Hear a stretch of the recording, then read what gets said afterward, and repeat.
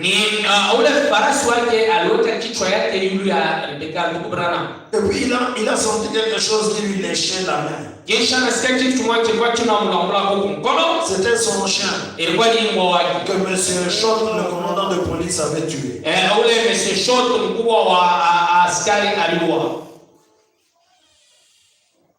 Amen.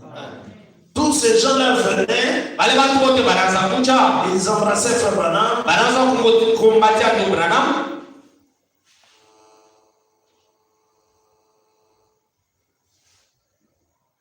Frère Branham dit maintenant à 432.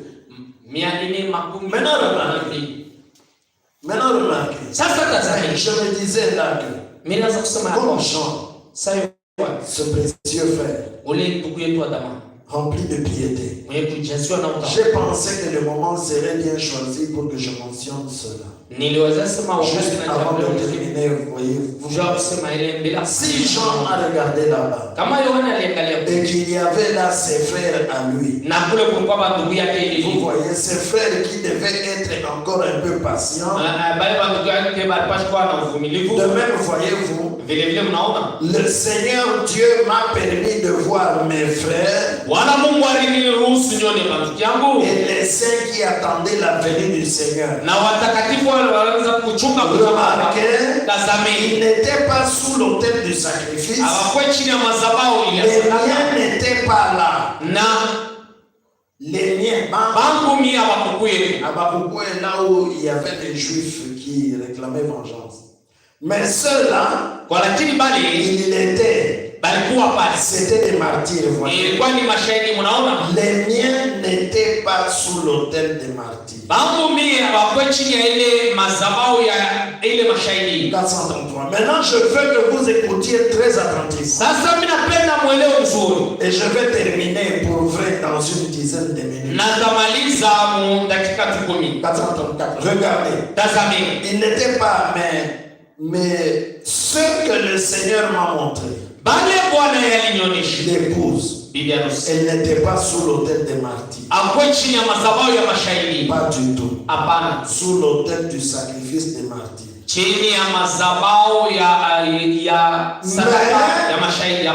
Ils avaient des robes blanches.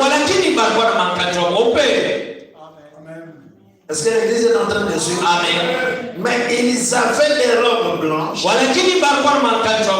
parce qu'ils avaient accepté la grâce du pardon de la parole vivante.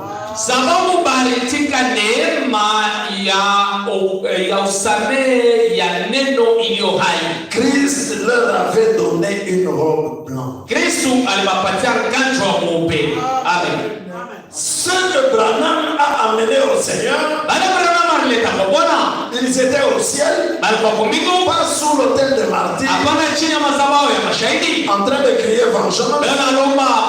C'était dans la 6e dimension, attendant la venue du Seigneur.